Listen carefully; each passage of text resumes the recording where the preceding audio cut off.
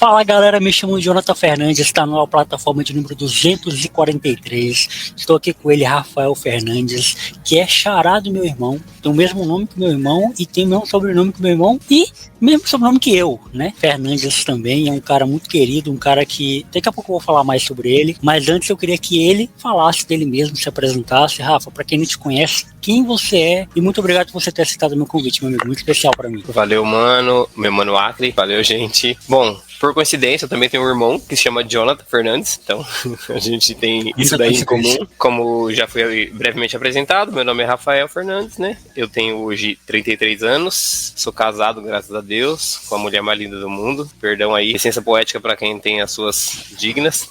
Claro. Sou cristão, tenho 2 irmãos, um irmão e uma irmã, tenho mãe e não tenho pai, tive um pai. Meu pai faleceu tem 24 anos. Acho que no mais a gente trabalha junto, né? A gente trabalha no Evo, graças a Deus. Conheci o Jonathan lá, inclusive. Participo de um projeto com ele muito legal. Também é um privilégio para mim fazer parte desse projeto com ele. E no mais a gente vai discorrendo aqui, né? Não sei se o mais tanto que eu posso falar assim. Faço faculdade hoje, me formo agora nesse mês, graças a Deus. Não aguento mais.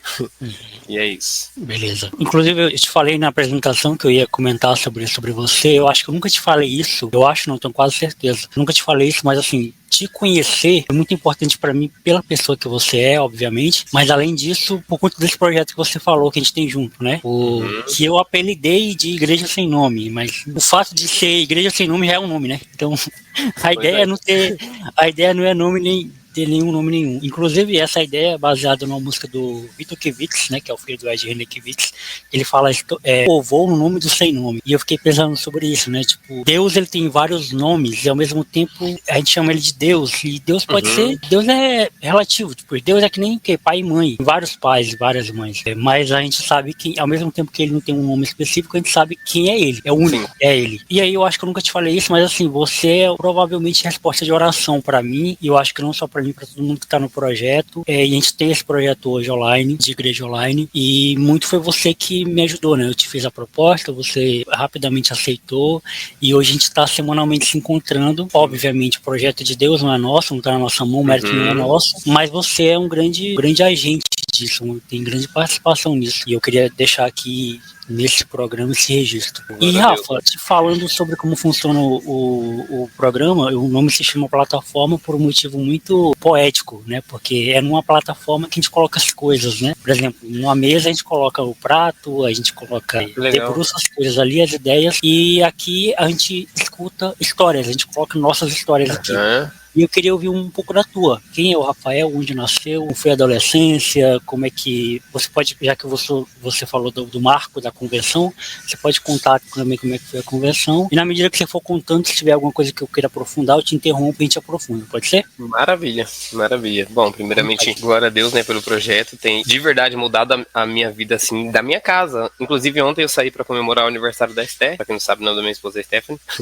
Saí pra comemorar com o MacGyver, né, que tá trabalhando com a gente e a esposa dele. Bravo. E a gente estava inclusive falando sobre isso, sobre a Igreja Sem Nome, falando sobre o projeto e tudo. Então tem sido uma coisa que a gente tem tentado expandir, sabe? Porque eu acredito muito no propósito disso, de realmente levar o evangelho para qualquer lugar, independente de quem seja. Poucas. Mas falando sobre mim, nasci em Osasco, eu sou paulistano, eu acho. Paulista, sei lá, eu nasci em São Paulo, Osasco. Uma curiosidade é que meu pai faleceu, eu tinha 10 anos de idade. Então, dos meus 0 aos meus 10 anos de idade, eu fui budista, porque o meu pai era budista. Então, a nossa casa era budista. Ele como cabeça, ele como cabeça da casa, então a gente seguia o cabeça. Então, eu, meus irmãos, minha mãe, a gente praticava o budismo em casa. Então, budismo, de ter altar em casa e tudo, fazer a oração lá do livrinho, né, de dar saquiqueira e tudo mais, é todo o processo. Meu pai falece, eu com 10 anos de idade, então a nossa casa era, na sua maioria, católica, porque a gente morava no quintal da minha avó, então tinham 4 tios e minha avó. Então, na sua maioria eram católicos e só uma evangélica, que ela até hoje, graças a Deus, mora lá também. Mas eu, dos 3, eram mais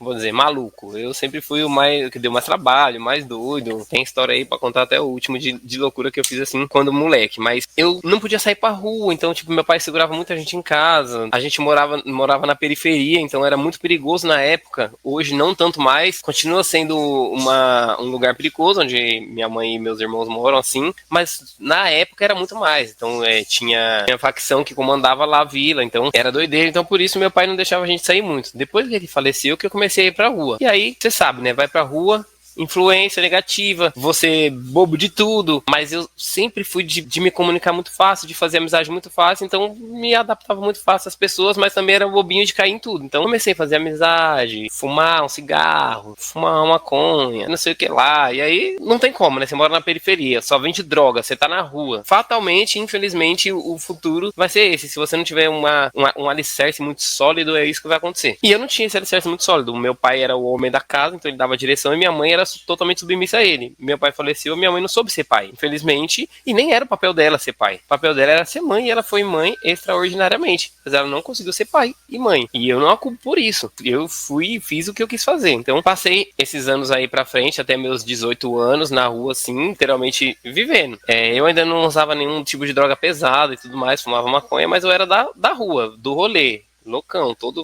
final de semana era rolê e tudo mais. Com 18 anos eu vou ir contando marcos que me fizeram chegar nesse marco que eu falei da conversão, que são os mais que eu me lembro, assim. Nesse meio tempo de rolê e tal, eu tinha meus 13, 14 anos, eu não lembro exatamente a idade, mas eu conheci uma pessoa que era o treinador de futebol dos meus amigos. Então ele era um cara, tipo, muito bem relacionado e tudo mais, e eu colava com os moleques, automaticamente comecei a colar com esse cara também. E esse cara era muito da hora. Um cara, assim, fantástico. E eu, tipo, me aproximei muito dele. Aconteceu que em um determinado dia a gente foi pra um rolê e aí a gente foi ele, mais os moleques do time e tal. Aí os moleques pegou, arrumou umas minas lá no rolê, levou pra casa dele e eu fui pra casa dele também, só que não levei ninguém. Quando eu me dei conta no outro dia não, né? No mesmo dia eu cheguei embriagado lá e tal. Quando eu reparei, tava sendo abusado sexualmente por ele. Então, esse cara que era o cara que talvez foi o que eu mais vi se aproximar de um pai pra mim, foi o cara que me feriu dessa maneira. Então, o meu primeiro marco negativo, assim, muito grande depois do falecimento do meu pai foi esse.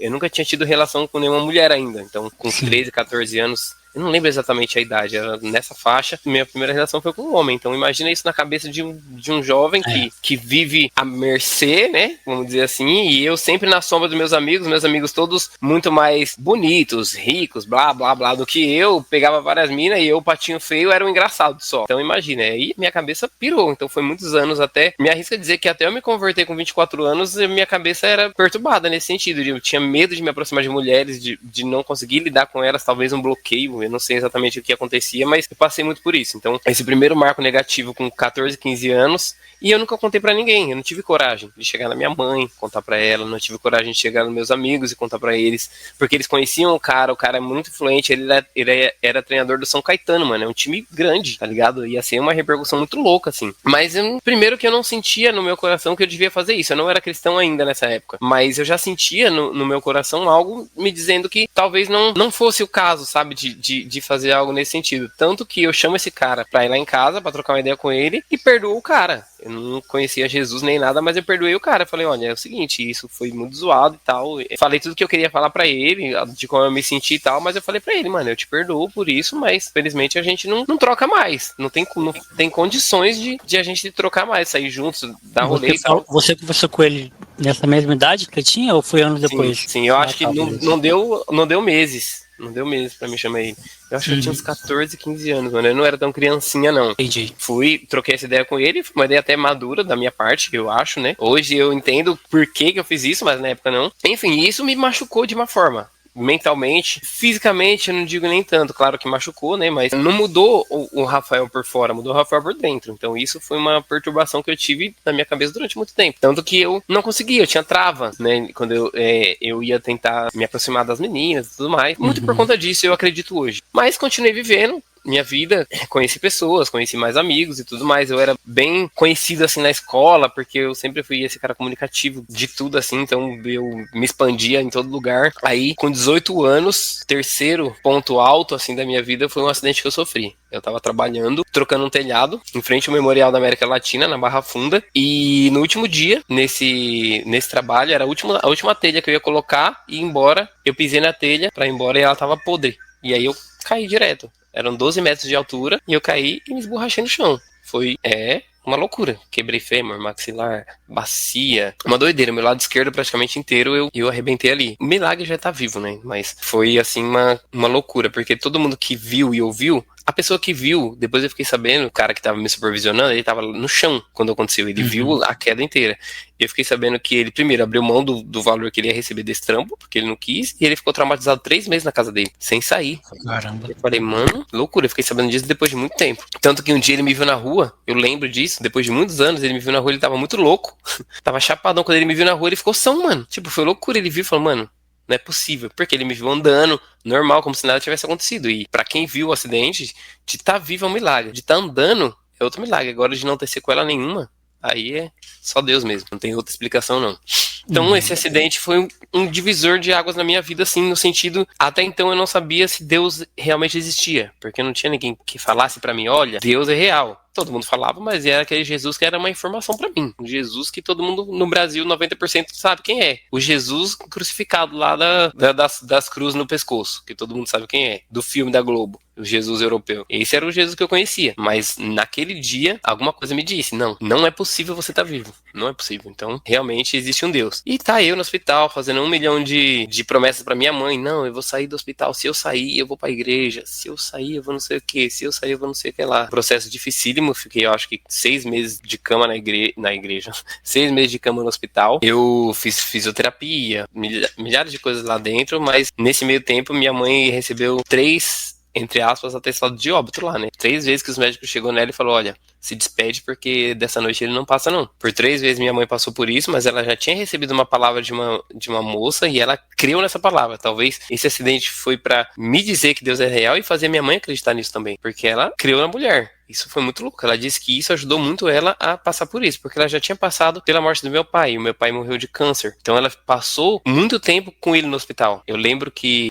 nessa fase do meu pai, ela ficou 3 meses seguidas sem voltar pra casa, de ficar com ele no hospital direto. E aí a gente ser cuidado pelos meus tios e tudo mais, porque meu pai não podia ficar sozinho. Então ela passou por isso com meu pai, aí depois passar isso comigo de novo, uma guerreira. Então fazia essas milhões de promessas pra ela. Quando eu saio do hospital, influência novamente. Eu falo de influência, mas eu não gosto de culpar a influência, porque a pessoa influencia, mas quem faz é você. Então, por escolha minha, influência negativa ou não, por escolha minha, aí sim entra a minha loucura nas drogas. Em vez de eu sair e ir pro hospital, eu saí e fui pras drogas. Comecei a usar cocaína, e aí a cocaína foi o que me pegou. Era o meu xodó. Alcoólatra, cigarro, eu fumava muito, então foi o tempo talvez que eu mais perdi, assim, nesse sentido. O acidente foi em 2010, então de 2010 até 2015 foi essa loucura na minha vida. Em 2012 eu recebi uma proposta para trabalhar em Brasília, então morava em São Paulo, recebi essa proposta para trabalhar em Brasília e fui embora. Falei, mano, não tem nada que me segura aqui. Poucas. Fui pra lá, morei 2 anos e meio em Brasília. Eu e 7 caras morávamos na mesma casa. Fui conhecer os caras lá. Eu recebi uma ligação.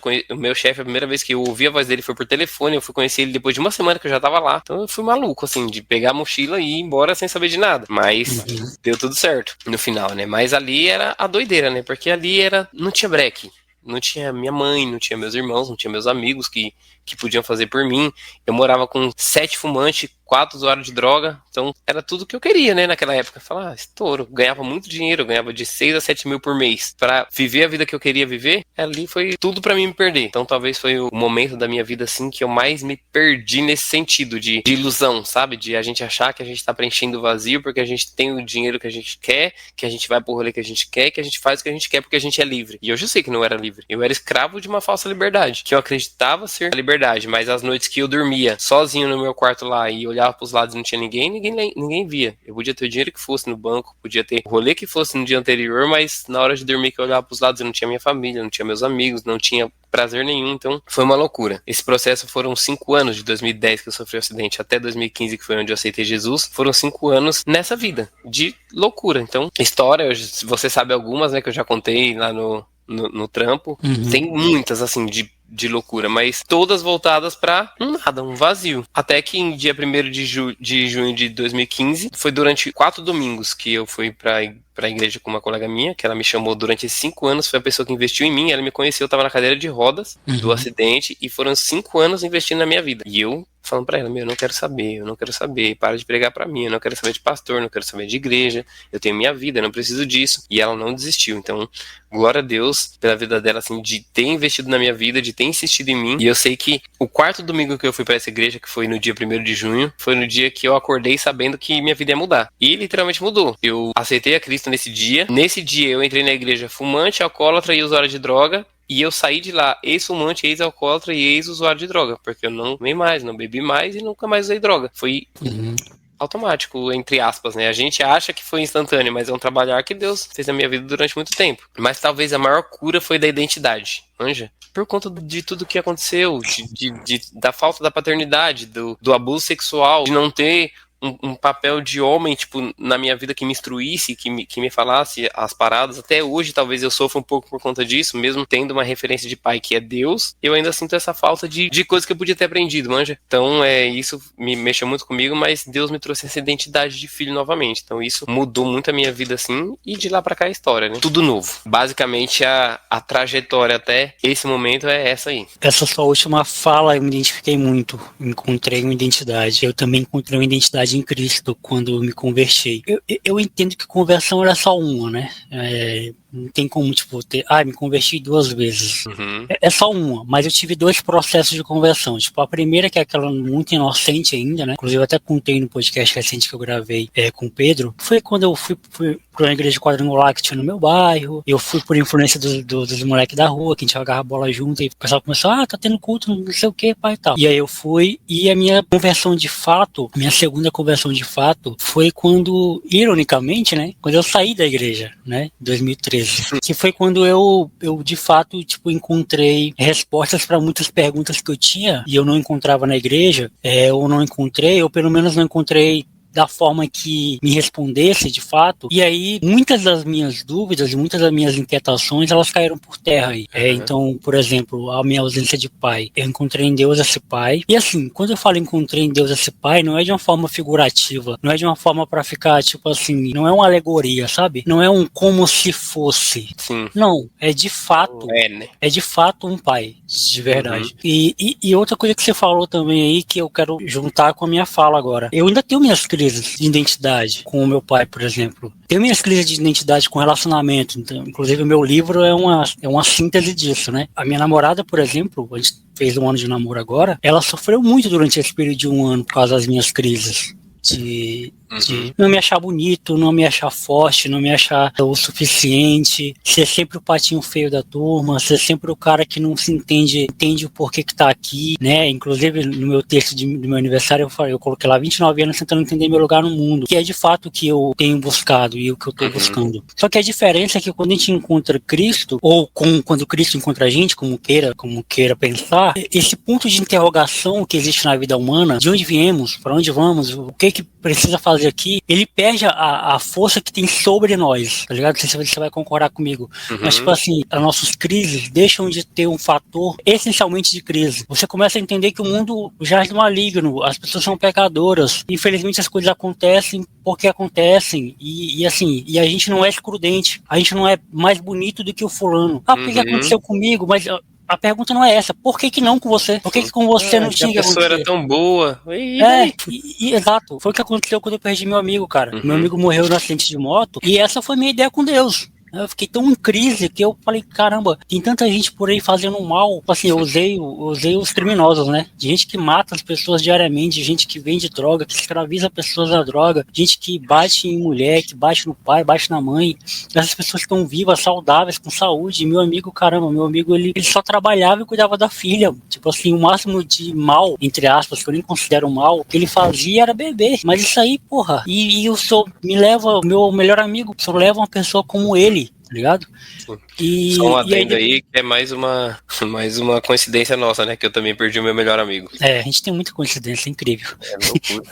E aí, depois eu tive que pedir perdão pra Deus, né? Porque aí, primeiro você se rebela, depois você pede perdão, porque não existe isso de por que não comigo. É por isso que eu considero dádiva todos os dias. Eu sei que parece um papo clichê, a gente fala, ai meu, obrigado pela minha existência, obrigado por estar aqui, obrigado por... Mas eu acho que essa é a essência do evangelho, esse esvaziamento é a essência, tá ligado? Porque quando Jesus fala pra gente não se preocupar com o dia de amanhã, ele tá falando o que pra gente? Que não importa, tá ligado? Quando ele fala não se preocupe com o que vai comer, o que ele tá querendo dizer com isso? Que não importa, que essas coisas não importam, não cabe a gente, cabe a ele cuidar. O que a gente tem que fazer é pensar em algo que não tá palpável, que é o reino. O reino não é palpável, o reino não é visível.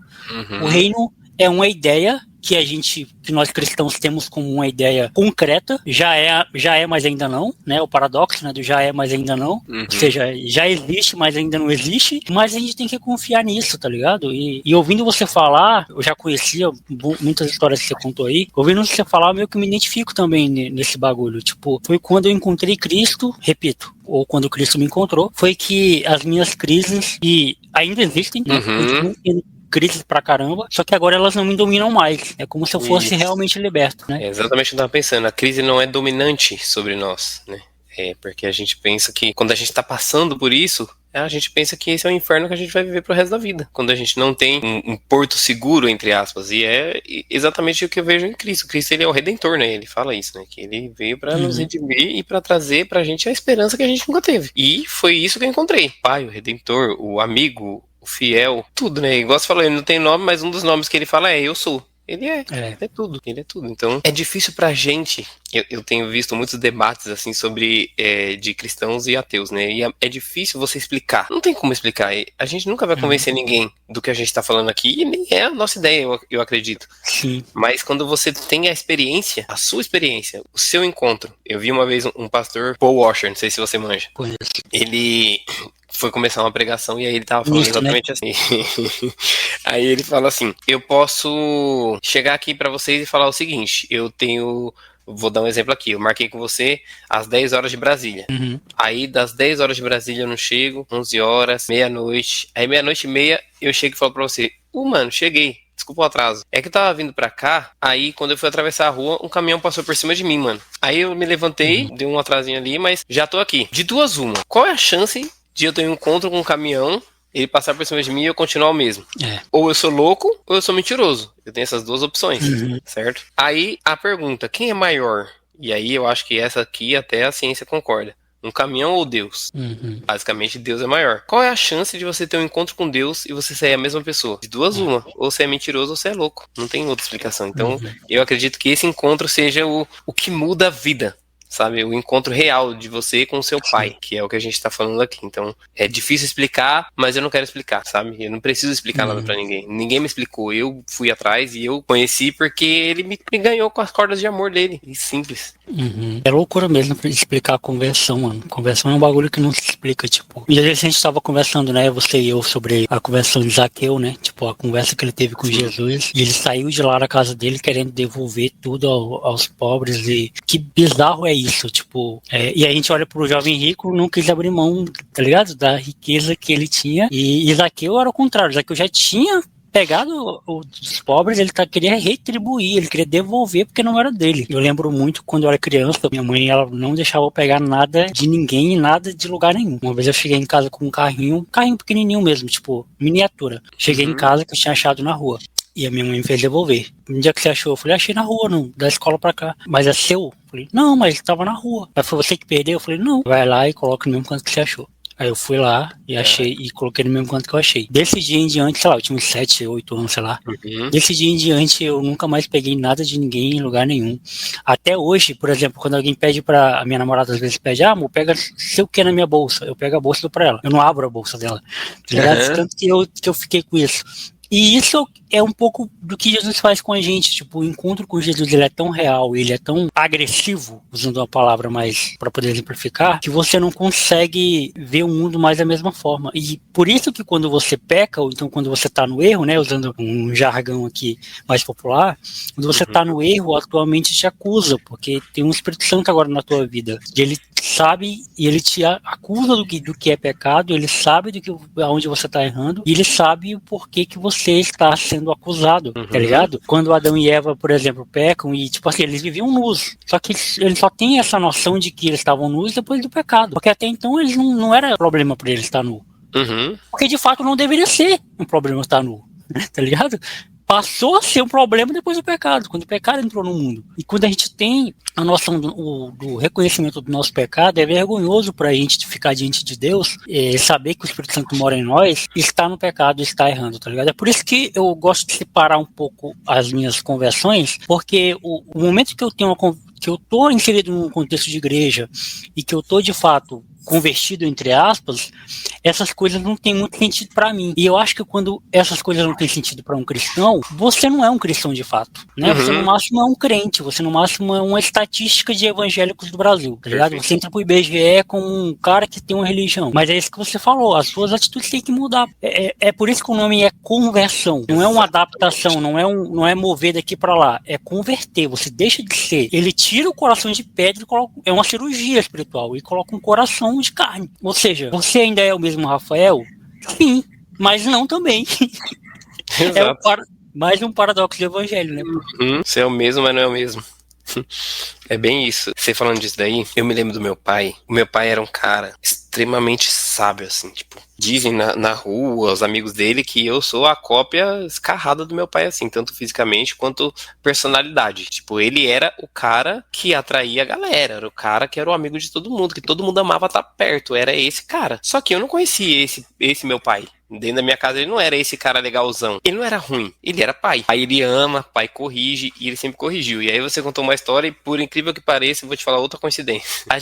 O meu pai tinha uma criação de coelho em casa. Eu acho que eram uns 3 coelhos, porque o meu tio do Paraná, ele tinha horta, criação de coelho gigantesca e tal. Aí o meu pai, sei lá o que deu na cabeça dele, e falou, vou tentar também. E aí tinha um hortifruti na rua de casa. E aí o meu pai era amigo do dono do hortifruti. E aí o cara do hortifruti falou, não, pode falar pro seu filho vir aqui toda sexta, não lembro o dia, porque faz muitos anos, mas... E pegar as couve ou alguma coisa que não vender, que aí você pode dar pros coelhos comer. Então, beleza. Aí vou eu lá, quando eu olho pro lado, um bonequinho do Power Ranger perfeito, maravilhoso. Falei, ora, o cara vai lá. Ele é um velho maluco, não tá vendo nada. Ele vira as costas e eu tô com uma sacolinha. Vou pegar o Power Ranger. Peguei o Power Ranger uma vez, não deu nada. Cheguei em casa, falei pro meu irmão, arrumei um esquemão, hein?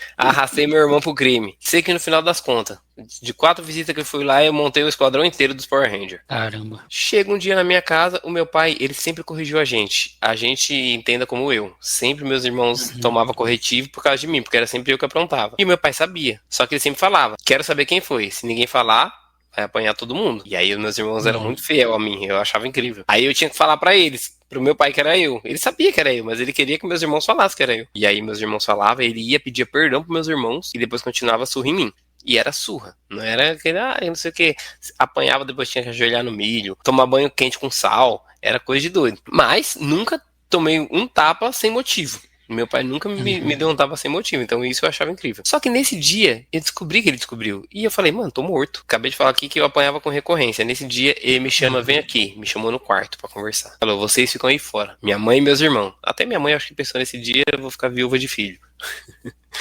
Quando eu entro no quarto, tá os 4 Power Rangers sentadinhos assim, ó. Numa plataforma, pra fazer alusão à plataforma. Sentadinho assim, ó. Daí ele, você reconhece aquilo ali? Não tinha o que falar. Não tinha o que falar. Na minha cabeça tava pronto pra tomar um cacete. Aí ele sentou na cama, falou, senta aqui. Me sentou no colo dele e começou a falar. Mano, aquilo... Eu não lembro quantas surras eu tomei na minha vida dele, mas eu lembro dessa conversa. Eu não tomei um tapa nesse dia. E foi o dia que mais doeu em mim. Foi esse dia que ele conversou comigo, que ele falou várias palavras assim que eu falei, mano, ele descobriu o caminho, agora já era. Se ele fazer só isso daqui pra frente, nunca mais eu erro. Desse dia em diante eu entendi a mesma coisa que você entendeu, que não é meu, não é meu. Ele fez eu pegar os bonecos, ir até a loja do velho, devolver e pedir desculpa. Lá vai eu, levei, pedi desculpa, ele falou, não, tudo bem, não sei o que, todo sem graça, porque ele não imaginava que meu pai ia fazer isso com uma criança, mas fez. E, certo, corretíssimo. Então meu pai sempre foi esse cara. Então é um cara que eu não tenho que reclamar até hoje, assim, ninguém nunca viu eu falar mal do meu pai e nunca vai ver, porque não sei o que ele fazia com a minha mãe, se ele algum dia fez algum mal pra minha mãe também nunca me falou, pra ela ele também sempre foi espetacular, assim, como homem, como marido, na rua todo mundo só falava bem dele também, ele era amigo de todo mundo, ajudava todo mundo, então era um cara, assim, sensacional. Aí entra o que a gente tava falando, né? Mas por que levar esse cara tão bom, tanta gente tão ruim? O meu pai era e é, assim, pra mim, o maior exemplo de ser humano que eu já vi pisar na Terra depois de Cristo, assim. E eu convivi pouco com ele. Se eu tivesse convivido muito com ele, talvez eu seria 1 milhão de vezes melhor do que eu sou hoje. Mas eu sabe de todas as coisas. Mas o câncer dele foi muito agressivo, assim. De no final da vida ele ter alucinação no hospital, não entender mais quem era quem, não reconhecia mais minha mãe. Então, tipo, foi bem zoado, assim. Mas mudou minha vida. Tipo, um cara que eu convivi pouco tempo com ele e mudou tudo. Então, não sei onde ele tá. Pra gente que é cristão, a gente sabe que tem 2 caminhos, né? Ou sobe ou desce. Eu tinha certeza que ele tinha descido, porque eu leio a Bíblia. Eu sei os pré-requisitos, né, que a gente precisa ter, e ele não tinha. Mas um dia, depois de convertido, que eu fui pro Paraná conversar com esse meu tio, a gente nunca tinha conversado sobre religião, até porque não tinha ninguém pra falar disso. Pra que a gente ia tocar no assunto de religião se ninguém falava? Até que eu me converti. E aí eu virei o ponto de assunto da família toda. Aí eu chego lá, descobri que esse meu tio foi pro monastério, quase virou, eu não sei o que é antes do padre. Enfim, ele tava estudando pra ser padre, o sonho dele era ser padre. É seminarista, né? Ele era seminarista e vira padre. Perfeito. Dentro do seminário chegam nele e falam pra ele: você sabe que seu lugar não é aqui, né? Você vai casar. Você precisa casar. E a sua mulher é XXY. Hoje ele é casado com essa mulher que é minha tia. Foi a escolha que ele fez, mas ele me falou uma coisa que eu nunca tinha ouvido falar. Ele falou que o meu pai já teve relacionamento com Deus. E que aconteceu alguma coisa na vida do meu pai que fez meu pai ter raiva de Deus. Não sei se você já assistiu Deus Não Está Morto 1, que é aquele professor. Não assisti, nem pretendo assistir também. Então, ele conta uma história, é sempre clichê, mas é basicamente isso. O cara que tinha um relacionamento com Deus, se frustra com Deus, põe a culpa de Deus em tudo. Então esse era meu pai. Então a esperança existe. Se ele conhecer um dia, eu creio que em algum momento ele pode ter tido um relapso de alguma coisa, enfim. Mas um cara que, sensacional assim, aí entra no que a gente tava conversando, né? Uma pessoa tão boa e foi com Deus. Tão novo, morreu com 42 anos. Um jovem.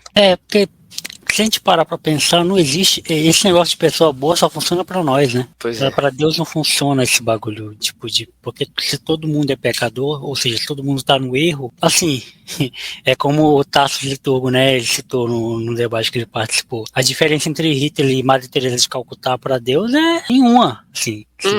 Pra gente, assim, moralmente, pra gente tem muita diferença. Na verdade, é enorme a diferença. Mas, diante de Deus, todos são culpados, né? Todos pecaram, não há nenhum que faça o bem. Todos estão destituídos da glória de Deus. E esse negócio também de ficar pensando... Quando meu amigo morreu, porque, assim, foi vergonhoso lá no velório. E isso me afasta muito mais de crente, assim, dos evangélicos. No velório, a família dele toda é crente, tradicional, pentecostal, sabe? Enfim. E aí, meu amigo morreu depois de ter passado a noite embriagado, né? Então ele tava bebendo a noite toda. E lá no velório, tipo assim, a própria família dele, sem nenhuma sensibilidade, tipo assim, dizendo, morreu porque, sabe? Cara, eu acho assim, quando eu olho pra Cristo, e aí tem um momento específico de Cristo, que ele está morrendo na cruz e tem um ladrão do lado dele, morrendo também. A gente esquece desse detalhe, né? Que o ladrão que estava do lado dele também estava morrendo. E tava mais tempo, inclusive, né? E aí a gente não vê Jesus fazer isso, tipo, julgando o pecado alheio. Falando, tipo assim, você tá aí, você tá morrendo porque você merece. Você, sabe? E aí eu fico pensando assim, por que a gente tem esse desejo de querer ser Deus? De falar, ele vai pro céu, vai pro inferno. Ele provavelmente tá no inferno. Provavelmente ele tá... Tipo assim, quem é você, meu amigo? Sabe? E assim, eu falo como um calvinista, tá? Eu tenho certeza da minha salvação, não tenho dúvida nenhuma dela. Mas nem por isso eu me sinto confortável para ficar dizendo isso, para ficar soltando isso, tipo assim, eu sou salvo, dane-se. Não, porque não é mérito nenhum meu. Nenhum. Muito pelo contrário, isso é motivo de humilhação para mim, porque prova que eu não sou capaz de me salvar, tá ligado? Isso só prova para mim o quanto que eu sou inútil, o quanto que eu sou um merda. A cruz que representa essa minha salvação. Todas as vezes que eu precisar subir em um pedestal ou subir meus pés em algum lugar mais alto para ser visto, subir em algum lugar de destaque para que as pessoas me aplaudem, eu tenho que lembrar da cruz. E lembrando da cruz e olhando para a cruz, eu me coloco no meu lugar. E eu acho que falta isso para muito crente, assim. E quando eu falo crente, eu tô falando não só de evangélicos, crente em qualquer pessoa que crê em Deus, sabe? Crente para qualquer pessoa que crê numa divindade que vai salvar ela em algum momento. As pessoas que têm crença em alguma coisa metafísica, espiritual, cósmica, sei lá, elas têm muito essa coisa de que se você não tá fazendo o que eu tô fazendo, logo você tá perdido no mundo. Se você não tá fazendo o que eu tô fazendo, logo você vai se fuder. Entendeu? Tipo assim, se você... você não sabe uma parte astral do seu signo, você tá atrasado. Se você não sabe por que Allah escolheu Maomé, não sei de onde, mas se você não serve a Jesus Cristo, você tá, entendeu? E eu acho que isso não agrega em nada, pô. E eu sei que esse discurso que eu tô soldando aqui parece muito um discurso de hipergraça, né? De que, Deus é só amor. Não, esse não é um discurso de que Deus é só amor. Só que Deus também é amor. Não é excludente. A justiça de Deus não excluiu o amor. Muito pelo contrário, você acabou de relatar o exemplo vivo de que você tinha um pai que te agredia, pô. As pessoas esquecem também que bater é agressão, né? Que te agredia. Mas isso era a forma dele te dar amor. Era uma forma legal? Não era, mas era uma forma dele. Uhum. E era dentro da sociedade, dentro do contexto, isso era justo. Então, tipo assim, essa justiça não cabe a nós. Nem essa e nem a daqui da terra, né? A gente serve um Jesus que impediu uma mulher de ser apedrejada. E hoje a gente quer apedrejar os outros. Seja pela internet, soltando hater, ou seja presencialmente mesmo. Indo na casa do cara e... sabe? É loucura, é loucura. É loucura mesmo. E é engraçado você falando dessa mulher, porque eu tava pensando nisso, quando você falou do jovem rico e não sei o que lá. E aí é um caso típico de lei, né? Porque a lei assumia o risco, né? Talvez seja até essa palavra, a lei assume os riscos do que você pode fazer ou não. Nesse caso dessa mulher, o risco era de ela ser apedrejada até a morte por algo que ela de fato fez mesmo. Não foi uma coisa que talvez aconteceu ou não. Aconteceu. E ela tinha que ter morrido. Perante a lei, ela tinha que ter morrido. E Jesus ficou lá, né? Não sobrou ninguém. Quem não pecou, que atira a primeira pedra. Ele ficou lá. Ele podia ter feito e não fez. Porque ele tá acima disso, né? Talvez seja o apóstolo Paulo, ele fala que o Jesus veio com um exemplo de homem. Se a gente toma isso pra gente, e aí você não precisa ser cristão para você tomar Jesus como exemplo de homem. Jesus é provado cientificamente que existiu, que pisou na terra aí. Então, se ele existiu, então tudo que está escrito sobre ele é verdade. Já é um ponto aí. E se tudo que está escrito sobre ele é verdade, é tudo bom, você não vê uma passagem bíblica que deixa que se você copiar Jesus, você vai ficar em maus lençóis. Eu até hoje não achei. A não ser que você transforme água em vinho, fica muito louco e pula da ponte. Aí o azar é seu, amigão. Mas, até então, agora imagina só, você tomar Jesus como um exemplo e ser bom, o que você perde? Mas e se for mentira? São 80 anos vivendo muito bem aqui nessa terra, fazendo coisas que não vão agredir ninguém, que só vão ajudar as pessoas. Eu não sei você, mas eu quando eu ajudo alguém, talvez seja a maior dopamina da minha vida, assim. Tipo, eu amo ajudar as pessoas. É uma coisa que... Isso desde antes de Cristo, assim, sempre me ajudou, mas porque a minha família toda é assim, né? Então, talvez isso seja uma herança familiar que me ajudou também nesse novo estilo de vida, mas é simples, puro e simples, é viver como ele viveu, é chegar na pessoa que é o bandido, o maluco, corrupto, o safado, o estuprador, que te estupra e olhar pra ele e falar, mano, Deus me deu uma nova chance e você vai ter uma nova chance também. Talvez, eu falo isso pras pessoas hoje eu consigo entender, talvez, eu nunca ouvi esse cara, por exemplo, falar da família dele, ele morava sozinho, eu nunca vi ele falar de pai, mãe, irmão, nada, nunca vi ninguém visitar aniversário e passava sozinho. Estudos dizem que a maioria das pessoas que fazem esse tipo de coisa é porque passou por esse tipo de coisa. Então, o que me faz pensar esse cara sofreu muito na infância dele, esse cara muito provavelmente foi abusado na infância, esse cara não tem uma base familiar sólida, talvez nenhuma, nem sólida, nem insólida, não justifica o ato, mas ele precisa, se não tanto quanto, mas mais do que eu, desesperadamente de alguém, de uma ajuda. E se talvez hoje eu, com essa cabeça que eu tenho, posso ajudar ele, eu já falei pra todo mundo que me conhece, meu sonho um dia é entrar com esse cara na igreja e ver ele sendo transformado. Não que seja a igreja, mas porque foi lá que eu fui. Eu queria ter essa experiência com ele, porque eu não acho que a minha experiência, somente eu e ele, seria o suficiente. Pode ser que sim, Deus sabe de tudo. Mas esse é o ponto, dele se encontrar com Cristo. É a minha vontade, assim, sabe? Tipo, talvez antes de morrer, não sei quanto tempo eu tenho de vida, mas se em vida eu conseguir ver isso, seria louco. Então são essas coisas que mudam a nossa cabeça, né? Quando a gente encontra Cristo. Em vez de você querer matar o seu agressor, você quer amar o seu agressor a ponto de ele ser amado pelo Deus Criador. Enquanto meus amigos falavam, você é louco de fazer isso. Eu falava, vocês são loucos, não entendem nada da vida. Vocês que são loucos, que acham que vocês são melhores do que ele. Ninguém é melhor, velho. É igual você falou, Hitler e a Madre Teresa estão ali, ó, pau a pau. Os dois têm ruindade, só que o Hitler talvez expôs muito mais a ruindade dele do que a Madre Teresa. A Madre Teresa talvez pecava no oculto, que ninguém sabia. Errava pra caramba em algum lugar. Foi provado aí que ela vacilou aí muitas vezes. Pois é. Então é uma coisa que a gente precisa pensar, né? Que por que eu acho que eu mereço algo.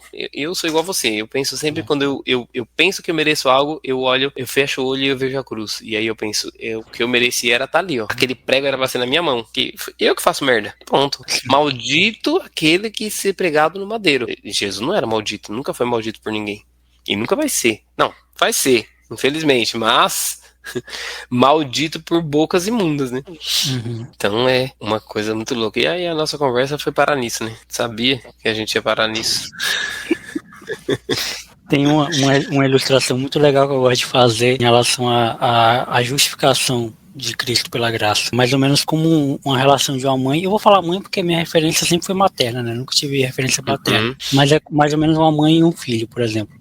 A mãe manda o filho estudar, manda o filho lavar a louça, manda o filho arrumar a casa, dá instruções pro filho fazer, né? Faça isso, não faça aquilo, enfim. E faz isso para ganhar uma bicicleta. Faz isso porque você não vai comer. No final das contas, a mãe vai sempre dar a bicicleta, vai sempre dar o que comer, vai sempre dar o que vestir, independente do filho fazer ou não fazer aquilo que ela mandou. É mais ou menos como a gente foi salvo e resgatado por Cristo. Ele pede pra gente fazer as coisas não para ter a recompensa, é o contrário. A gente já garantiu a recompensa. A gente só faz porque a gente precisa fazer como filho, tá ligado? Como reconhecimento a quem nos resgatou e a quem nos deu a vida. A gente costuma falar, né, por exemplo, tudo que eu fizer pela minha mãe já não vai ser suficiente para tudo que ela fez por mim. É falar a mesma coisa para Deus. Não importa o que eu... Tipo assim, ajudei tantas famílias com sacolão. Ainda é pouco. É um pouco disso. Mas aí você falou outra coisa, que eu vou já entrar em outro assunto, mas eu queria só encerrar esse assunto aqui, numa coisa que você falou sobre encontrar Cristo e sobre essas coisas, né, que a gente olha para Cristo e também uma crítica, na verdade, que fazem muito a quem tenta seguir Cristo, né, que a gente esquece do Antigo Testamento, a gente esquece Deus do Antigo Testamento, sendo que, na verdade, Jesus, ele é a resposta para várias promessas do Antigo Testamento, né? Ele cumpre, na verdade, o que os profetas falaram há muitos anos atrás. Mas o que eu gosto de pensar é como o próprio Cristo, ele se sujeita a ser homem, né? Então, um Deus sai da sua condição de Deus, ele se sujeita a ser homem, e até mesmo seu ministério é curto, porque não era a ideia de Deus ser um grande filósofo, um grande rabino, né? Uma grande pessoa extraordinária. Ele veio por um objetivo muito simples e específico. Então é por isso que precisou curar, precisou ressuscitar mortos, precisou expulsar demônios, precisou perdoar pecados, que é o único que pode perdoar pecados. Essa coisa de perdoar pecados só existe no Evangelho. Em religião nenhuma existe isso. Um Deus que perdoa pecados. Porque, eu não sei, eu não conheço todas as religiões do mundo, mas ao meu entender, todas as religiões, elas subjugam que existe um processo para fazer parte daquela religião, né? Eu preciso e uma barganha, sempre uma barganha. Sempre uma barganha. Eu preciso tomar um chá para poder entrar. Eu preciso cortar minhas partes íntimas para poder me adentrar. Eu preciso rodar 10, com todo respeito às religiões, pelo amor de Deus.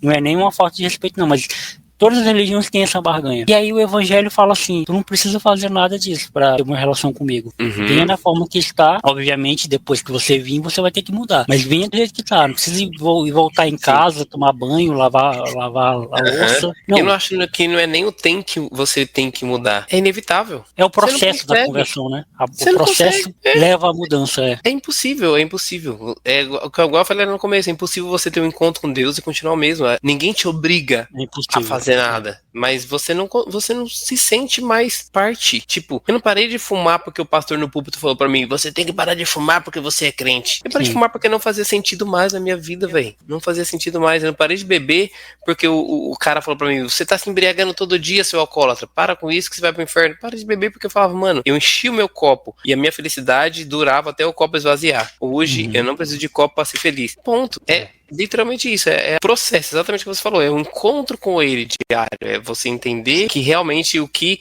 te satisfaz, o apóstolo Paulo falava, né, a tua graça me basta, eu já tive isso, já tive aquilo, já tive muito pouco, blá, blá, blá, blá, tudo considerei como esterco para ter a vida parecida com a dele. Eu quero me aproximar dele, eu quero ser parecido com ele. Quem é esse ele? Esse cara histórico aí, ó. A gente não tá falando nem do divino, a gente tá falando do histórico, do cara que revolucionou o mundo. Calendário que a gente tá vendo aqui, eu tô olhando pra ele aqui agora, 29 de maio de 2025. 2025 o quê? 2025 anos depois de Cristo, velho. O cara revolucionou o planeta Terra. Só isso que ele fez. Então não tem como a gente falar que um cara desse é mentira. É verdade. Agora, você crê que ele morreu e ressuscitou, vai de você, mas que ele tá aí, vivão e vivendo, ele tá. Isso é inegável. Se um cara tem uma influência dessa pra até hoje a gente tá aqui debatendo sobre ele, alguma coisa boa ele tem. E é isso que eu fui buscar. Mano, e como é que você conheceu a Esther, né? Que você falou que era a mulher mais linda desse mundo. Nessa vida louca aí de ministério. No começo ela me odiava, porque por causa desse meu jeito aí de ser o legalzão, né? Porque na cabeça dela ninguém é legalzão. Ninguém consegue ser amigo de todo mundo. E eu era esse cara, era o cara que era amigo de todo mundo. Eu conseguia sentar em todas as mesas, trocar ideia com todo mundo. E a nossa igreja era separada por setores. Então tem o setor azul, eu vou colocar cores aqui, vai ficar mais fácil de entender. Tem o setor azul, laranja, amarelo. E as pessoas de cada setor. E eu era do setor amarelo, mas eu tava envolvido com o setor azul, com o setor verde e tudo mais. E aí ela achava isso um absurdo. Como que esse menino tá em todo lugar? Ele é insuportável, não sei o que lá. Enfim. E nisso, a gente foi se aproximando por conta de setor mesmo assim. Eu fui transicionado, né? Entre aspas, assim, de setor e fui parar no setor dela. Então a gente começou a se aproximar mais. Então, literalmente agora a gente meio que era obrigado a caminhar junto. Então, eu tava literalmente onde ela tava. Então a gente ia pros mesmos rolês, conversava com as mesmas pessoas e tudo mais. Então o nosso ciclo de amizade virou o mesmo ciclo de amizades. E aí a história é um pouco mais longa do que isso, mas basicamente eu escolhi caminhar com ela, mais de perto. Isso sem segundas intenções na época. Só por amizade mesmo, assim. A gente se tornou bem amigos. E aí, um conselho aí pra quem é solteiro: case com sua melhor amiga. É a melhor coisa que você pode fazer. Você casar com sua melhor amiga. Porque ela se tornou minha melhor amiga. E hoje a gente é marido, mulher e, acima de tudo, amigo. Então a gente descobriu o interesse no meio da amizade. Então isso não foi uma coisa premeditada. Foi um processo aí de 4 anos até a gente casar de fato. Depois que a gente começou essa conversa. Depois que eu me declarei pra ela, na verdade. Porque eu lembro quando eu me declarei pra ela, eu falei: olha, eu gosto de você. Ela falou: ah, legal, vai orar. Levantou e foi embora. Então, tipo, foi um negócio assim absurdo. Hoje eu contando, a gente tava contando essa história pra um amigo nosso, e ele falou: meu, como assim? E você continua? Eu falei: claro. Ela não falou pra mim orar? Se ela não quisesse nada, ela tinha falado: não, sai fora. Ela falou: vai orar? Fih, se tem uma coisa que eu vou fazer é orar. E foi orar. Então, desse dia que ela falou isso, vai orar, até ela admitir talvez que poderia rolar alguma coisa, mas ela nem confirmou, foi 1 ano. Então eu fiquei 1 ano orando sozinho, só esticando um relacionamento com ela de amizade. Porque o idiota é o cara que ouve um negócio desse e se afasta. Eu não, fiz foi o quê? Me aproximar mais ainda. E mostrar pra ela que meu interesse não era só tê-la como minha mulher, mas ter alguma coisa assim realmente que valesse a pena a eternidade inteira. Que a gente tem que fazer algo que seja pra eternidade. Claro que no céu a gente não vai ser um casal, mas que dure até lá. E aí foi 1 ano até ela dizer: olha, talvez pode ser que seja remotamente no futuro. Aí foi mais 1 ano. Então, desses de 1 ano e 1 ano e 1 ano orando, foram 4 anos até a gente realmente casar. Hoje a gente tem 2 anos e vai fazer 3 anos e poucos meses aí de casados, então são quase 6, 7 anos juntos. Então foi um processo assim, mas conheci trabalhando no reino, velho. Literalmente isso. Participando de culto, participando de encontro com Deus, participando das paradas da igreja, estando em comunhões de igreja. E graças a Deus que foi lá, né? Porque as outras chances que eu tive, que foi do lado de fora, só deu merda. E foram bastante merda, assim. Inclusive, uma até dentro da igreja. Foi o meu primeiro relacionamento que eu tive na igreja. Foi, eu acho, 3 anos eu convertido. Aí eu conheci essa menina, eu tava meio mais pra lá do que pra cá. Enfim, deu um monte de merda. Inclusive, ela até inventou que tava grávida de mim. Foi um bafafá do caramba. Eu falei: meu Deus do céu. Mas eu entendi a cagada e falei: olha, é o seguinte, não faz sentido, não é o que eu acredito, não é o que eu quero pra você também, eu não quero estragar a sua vida, porque eu tô sentindo que eu tô estragando a minha, então é melhor a gente finalizar. Então isso foi uma das coisas que talvez tenha até feito a Esté, por exemplo, não gostar tanto de mim, porque ela era meio que envolvida nesse contexto também, né? Ela viu o que acontecia, a gente caminhava perto, então foi uma coisa assim, mas graças a Deus mudou tudo, porque eu sou incrível, né? Resumindo, mas a história é essa: a gente se conheceu trampando. Então a Bíblia fala, né? Você, enquanto solteiro, cuida da sua mãe. Não, ele fala: você, enquanto solteiro, cuide das coisas do Senhor. E era o que eu tava fazendo. Meu tempo todo de solteiro, eu cuidei das coisas do Senhor. Eu amava cuidar das coisas do Senhor. Perguntei uma vez na igreja se eu podia morar lá, e eu não tô zoando. E falaram que não. Eu fiquei tão triste, mas hoje eu fico tão feliz. Que imagina. Morar em casa é muito bom, né? Pois é, sai fora.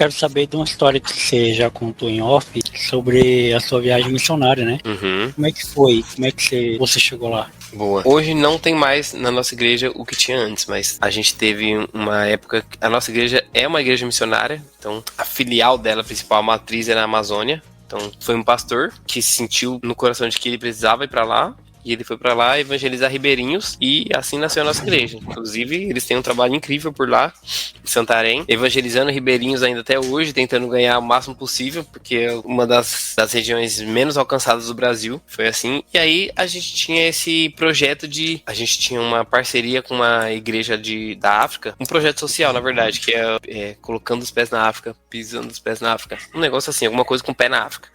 Uhum. E aí surgiu o convite pra mim em 2018, mas eu tinha muito medo. Em 2018 eu não sei o que aconteceu, que eu não criei que dava, porque era muito caro, porque eu não ia conseguir, porque eu nunca tinha saído do Brasil, não era pra mim, eu não merecia, blá blá blá blá, me diminuindo super. Em 2018 foi exatamente o ano que eu conheci a Esté, mais a fundo assim, mas também foi o ano que eu me relacionei com essa menina, essa moça. Então foi o ano que talvez eu mais me afastei de Deus assim. Mas novamente, esses meus pastores, que eu amo muito a vida deles, hoje eles não são mais do nosso ministério, eles foram pra outro, mas mudança de ministério não quer dizer que eles morreram. Então, continuam sendo pessoas que eu amo, que eu admiro. Fizeram um convite pra mim de novo, no momento que eu tava mais prejudicado, ministerialmente assim. Eles podiam não confiar em mim. Tanto que a igreja toda, nessa época, olhava pra mim e pensava, mano, ele tá meio mais pra lá do que pra cá. E aí eles falavam, eu conheço o Rafael, eu sei quem ele é. O que mudou eu não sei, mas eu sei que eu não tinha dinheiro de novo, eu não me sentia digno de novo, eu nunca tinha saído do Brasil de novo. Mas eu tive fé e falei, bora.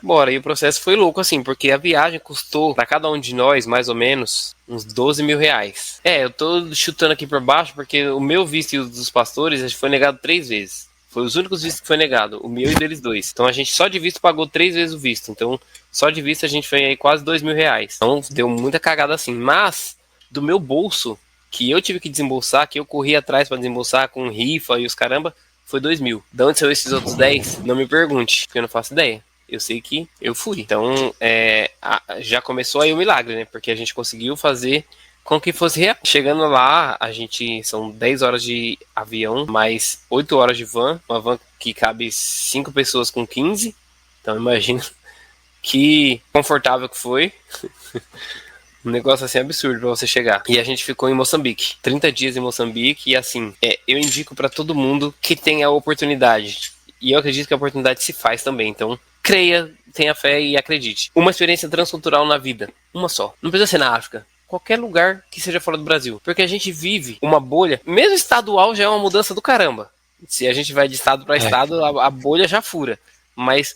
você tem uma experiência transcultural, você entende primeiro que o planeta Terra realmente não termina onde os nossos olhos conseguem ver. A gente acha que o mundo é isso aqui que a gente vê, mas o mundo é gigantesco. E a segunda coisa é que você não é a última bolacha do pacote, sabe? Tipo, existe civilização, existe outra coisa. E terceiro, a cultura é surreal, assim. Você vive, a gente vive aqui a cultura que a gente vive, que é pregada pra gente. Mas aqui do lado, nosso vizinho, a Argentina, por exemplo, é outra cultura. Se você vai lá, é outro estilo de vida, é outra forma de ver a vida, é outra forma de ver como que o mundo acontece, a visão de mundo. E eu tava do outro lado do continente, em outro continente, muito longe daqui. E eu tava lá e eu precisava viver a cultura dos caras, e eu vivi, mano. Foi 30 dias que eu virei um africano. Eu falei, eu não atravessei o continente inteiro para chegar aqui e ser o Rafael paulistano. Eu atravessei para entender o que eles são e ser o mais parecido com eles possível, porque é isso que eles precisam, de pessoas que entendam, sabe? De pessoas que não cheguem lá e falem, olha, eu vim aqui para mudar a sua vida. Não, eu vim aqui para entender a sua vida e talvez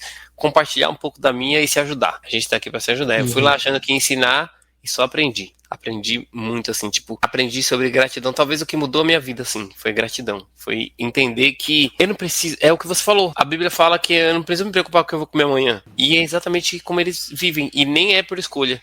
Isso que é o pior. É porque, literalmente, eles não sabem se eles vão comer amanhã. Só que você olha pra uma criança na rua, que você mais vê é criança. Aqui em São Paulo é cachorro caramelo, lá é criança. Então é uma coisa absurda. Mas eles não sabem se eles vão comer amanhã. E tá tudo bem. Porque... Deus vai sustentar eles. Eles estão em pé, eles estão vivos, eles estão rindo à toa. É loucura, assim, culto de criança com 1.500 crianças no culto. Você fala, véi, cadê os pais dessas crianças? E um pai de 10 filhos. Então é coisa de louco, assim, porque a cultura é bem zoada, assim, também. A cultura que não é cristã, africana, é uma cultura bem pesada, assim, de uma das coisas mais zoadas que eu vi, assim, lá, não sei se é em toda a África, mas em Moçambique, é a sexta-feira. Sexta-feira é considerada a sexta-feira do homem, ou seja, o homem, ele ganha e isso, o homem casado, solteiro, whatever, ele ganha um passe livre. Ou seja, a esposa dele meio que fecha os olhos. Ele pode sair de casa na sexta-feira e fazer o que ele quiser. Se ele encontrar uma moça na rua que ele quer fazer qualquer coisa com ela, ele vai fazer e poucas. E todo mundo tem que aceitar isso, porque é a sexta-feira do homem. Por isso que tem tanta criança. Então, é uma das culturas assim que mais pegou a gente. Tanto que a gente, por sabedoria dos nossos pastores, não tirava as meninas da base nesse dia. Então, as meninas ficavam só fazendo trabalho interno. E a gente fazia trabalho externo. A gente pregava em comunidade, lixão, enfim, em vários lugares. Eu cheguei lá numa quarta-feira, por exemplo, quinta-feira de manhã, na quarta-feira à tarde a gente chegou, na quarta-feira à noite meu pastor falou, amanhã você que prega no lixão. Eu falei, mano, acabei de chegar. Ele falou, você tá aqui pra isso. Então, quinta-feira, 6 horas da manhã, a gente tava no lixão, recolhendo as pessoas pra fazer o culto. Então foi, tipo assim, um choque de realidade pra mim, mas no qual eu aprendi muito sobre gratidão, assim, sobre como pessoas amam pessoas, velho. É loucura. O amor, assim, que você sente naquele lugar é absurdo. Eu não consigo descrever, assim, o que eu senti lá, sabe? Porque eu senti lá e eu não consegui sentir mais em outro lugar. A gente trabalhou muito. Isso, a galera vê as fotos e acha que, tipo, nossa, que delícia. Era sofrimento, velho. Era sofrimento, cansativo, é horrível. Dormir num lugar que não é a sua casa, anos da sua casa, numa cama ruim, num lugar que tem só terra. Foi horrível, assim, a experiência física. Foi horrível, mas a galera vê e não pensa. E aí a gente teve 3 dias na África do Sul. Então a gente ficou 30 dias trabalhando igual um maluco e 3 dias que a gente tirou pra ficar de boa. Falou, não, a gente fez o nosso trabalho aqui e como é caminho, então não é uma coisa zoada de se fazer. Então eu fui pro safari, o safari do Rei Leão, aquele lá do desenho mesmo. Então eu tive uma oportunidade de ir pro Kruger, né? Que é o safari lá, e foi uma experiência assim surreal de você estar no habitat, não é um zoológico, né? Você que é o intruso ali. Então, tipo, é muito louco. Eu fiquei do lado do leão, assim, fiquei tão frustrado, que o leão é tão preguiçoso, velho. Nossa, foi horrível. Eu torcendo pra ele sair pra uma caçada maluca, igual eu vi na Discovery Channel, e mortão lá do meu lado. Eu falei, tá morto, é? Foi horrível. Mas a experiência, assim, foi top em si. Tive a oportunidade de visitar, talvez foi a experiência mais marcante da minha vida até hoje, que foi ir pro Museu da Apartheid. Então ali, pra mim, foi uma coisa, você ia amar, tenho certeza. Foi uma coisa, assim, surreal de ver a história, literalmente aonde ela aconteceu. Não sei se todo mundo sabe o que é o Apartheid, mas estudem sobre, eu não vou falar o que é, curiosidade para os ouvintes do Joe. Mas fala sobre racismo, basicamente, se a gente for pensar. Tanto que lá tem uma cópia de um banco, que era o banco da época, e a gente tá falando aqui de 50 anos atrás. A gente não tá falando de 800 anos atrás. Um banco que era escrito assim, ó, Only Whites. Mano, eu não tô de zoeira. Era tipo um banco na praça que só podia sentar branco, o preto não podia sentar. E aí numa foto tem uma criança sentada, uma criança branca sentada nesse banco, é tipo o banco da praça nossa mesmo, igualzinho. E atrás dela tem uma negra, provavelmente é a babá dessa criança. Então, tipo, ela não podia sentar no banco, porque era proibido. Então é uma coisa assim absurda. E aí conta a história de Nelson Mandela, barará, enfim. Foi talvez a experiência mais louca da minha vida, assim, que eu fiquei abismado. Triste, feliz, não sei, turbilhão de emoções. E aí você tá dentro da África do Sul e vê que ainda existe isso ali dentro, é loucura. Ver que o racismo instaurado dentro da África, velho. Eu tô no África do Sul e parece que eu tô nos Estados Unidos. O outdoor só tem branco, nas ruas só tem branco, no shopping só tem branco, e os pretos estão trampando. Todo funcionário é preto, mas nenhuma pessoa que tava fazendo uma compra no shopping era preto. E os que tava com uma branca acompanhada. É loucura, assim. Mas foi incrível a experiência, assim. Eu nunca fui para os Estados Unidos, mas eu me senti nos Estados Unidos. As placas são inglesas, as rodovias são iguaizinhas, então eles foram colonizados pela América, né? Então essa cultura foi que se instaurou lá. Mas na missão em si, o que eu aprendi muito foi isso mesmo. Foi sobre gratidão e amor. Tipo, a gente foi muito amado por eles. A gente saiu de lá se sentindo parte, sabe? Tipo, doeu, parece que ficou um pedaço nosso lá. Tanto que na nossa despedida, o líder dos jovens lá, ele veio falar com a gente e ele falou, olha, eu queria muito entregar alguma coisa pra vocês. De recordação, mas eu não tenho nada. Tipo, literalmente eu não tenho nada, mas vocês podem ter certeza que vocês estão levando o nosso coração com vocês. Falei, mano, isso me pegou muito. Falei, caraca, que loucura. Hoje, depois de 26 anos, eles enviaram 2 jovens pra cá, pro Brasil. Tem 2 jovens deles que são os mais top, assim, que a gente mais gostava, eles estão no Brasil, então agora já tem uns uns 8 meses, eu acho que eles vieram pra cá, e eles estão estudando, né? Eles falaram a gente um dia vai pra lá. E eu falei, mano, é isso aí, tenha fé. E hoje eles estão aqui. 2 caras, assim, surreais. Mas a cosmovisão muda completamente, de tudo. É loucura. Fé é isso, mano. Cara, muito obrigado por ter aceitado o convite de estar aqui. Muito feliz em você ter aceitado o convite. Demorou pra ser convidado, mas quando foi também foi rapidinho, né?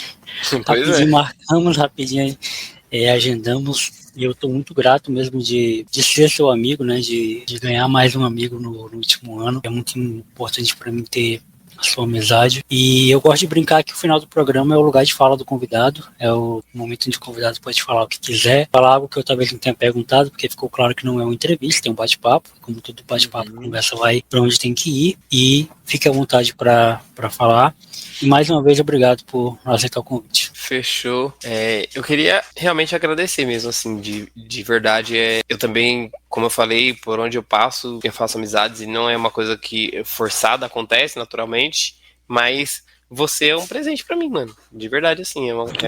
É um cara que muda a minha forma de pensar todo dia. É loucura. É loucura. Mesmo que quando a gente tá lá na zoeira no chat lá do serviço, alguma hora sai alguma coisa que eu olho e falo, caraca, velho, não é possível que o cara falou isso, velho. Não é possível que ele lidou com a situação dessa forma. E a gente aprende, né? A vida é isso aí, é aprender um com o outro. Então, eu agradeço muito a Deus por ter colocado você na minha vida, assim, de verdade, e de ter o privilégio, né, de estar aqui, de ver esse trabalho que você tem feito, de saber que era um sonho seu e que você realiza o seu sonho toda semana. Isso é muito louco.